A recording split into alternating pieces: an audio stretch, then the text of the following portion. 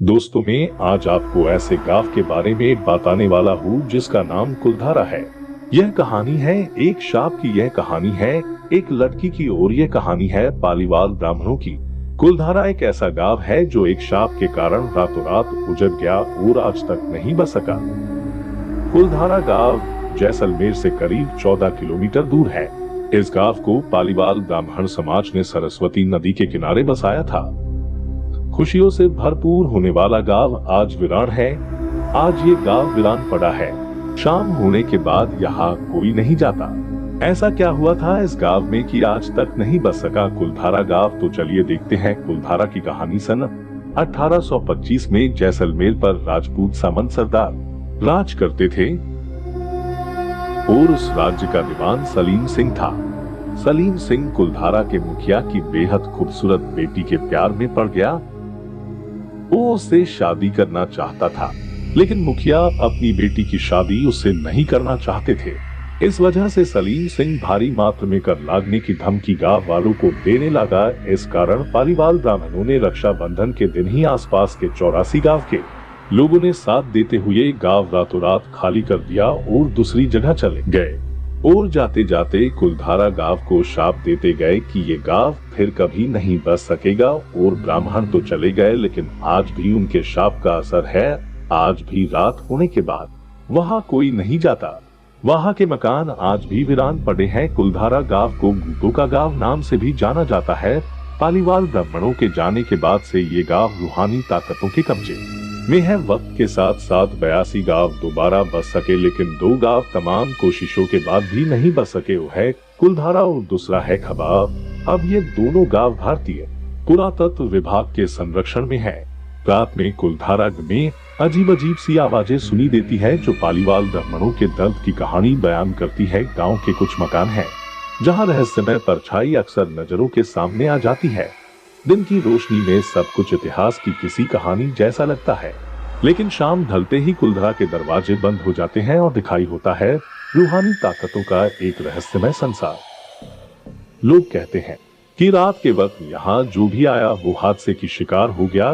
कुछ वक्त पहले कुलधारा के रहस्य की पड़ताल करने वाली एक टीम भी ऐसे ही हादसे का शिकार हुई थी। शाम के वक्त उनका ड्रोन कैमरा आसमान से गांव की तस्वीरें ले रहा था, लेकिन उस बावड़ी के ऊपर आते ही वो कैमरा हवा में गोते लगाता हुआ जमीन पर आ गिरा, जैसे कोई था जिसे वो कैमरा मंजूर ना हो। ये सच है कि कुलधारा से हजारों परिवारों का पलायन हुआ। ये भी सच है कि कुलधारा में आज भी राजस्थानी संस्कृति की झलक मिलती है। राजस्थान पुरातत्व विभाग के दस्तावेज भी शर्मा के कथन की पुष्टि करते हुए प्रतीत होते हैं। कालचक्र का एक और प्रतिकूल दौर आया और ब्राह्मण समाज को तत्कालीन जैसलमेर रियासत से मजबूर होकर अपने स्वाभिमान की रक्षा के लिए सन 1825 में सभी आबाद गांवों को एक ही दिन में छोड़ना पड़ा। स्वाभिमान की रक्षा के लिए सन 1825 में सभी आबाद गांवों को एक ही दिन में छोड़ना पड़ा।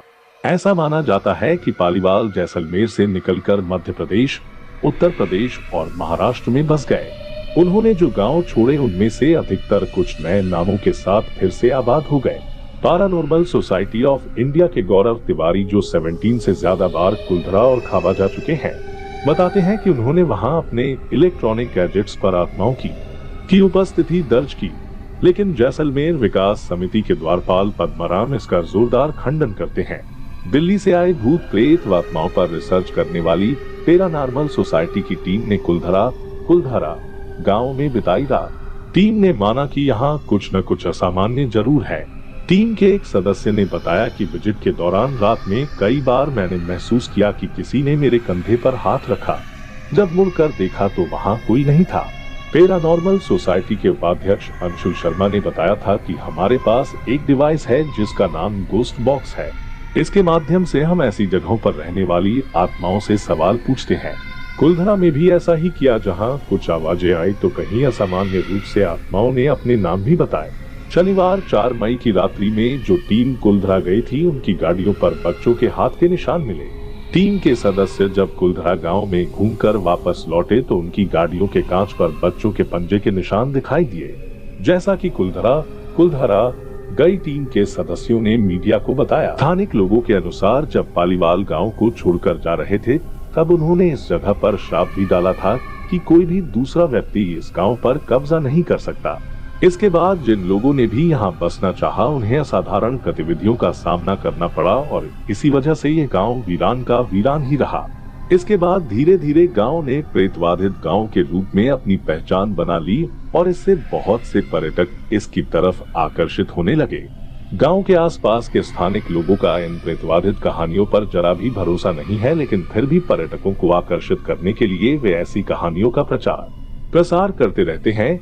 2006 में वनस्पति अध्ययन के लिए सरकार ने यहाँ जुरैसिक कैक्टस पार्क की स्थापना की। 2010 में भारतीय असाधारण सोसाइटी के गौरव तिवारी ने इस जगह पर असाधारण गतिविधियों को देखने का दावा भी किया है। सोसाइटी के 18 सदस्यों के समूह ने 12 दूसरे लोगों के साथ गांव में पूरी एक रात गुजारी थी। उन्होंने दावा किया है कि उन्हें रात में घूमती हुई परछाई, डरावनी आवाज, बोलती हुई स्त्रियां और दूसरी असाधारण गतिविधियां देखने मिली।